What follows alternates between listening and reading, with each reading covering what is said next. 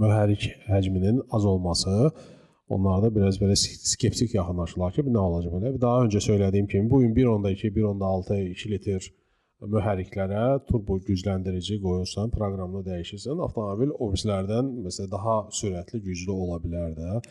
Yəni texnologiyalar dəyişir. Artıq bu 100 il bundan qabaq istehsal olunan avtomobillər deyil.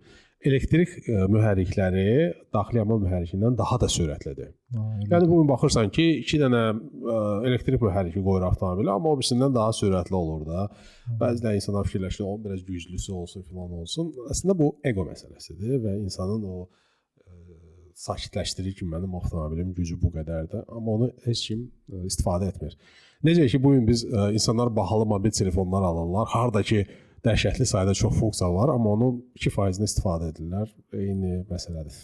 Sadəcə mən həyatda nə deyim ki, qaydalarımdan biri optimallaşdırmadır. Əgər mən bir şeydən istifadə etməyəcəmsə, onu almağın və artıq pul verməyin məqsədi nədir? O da var.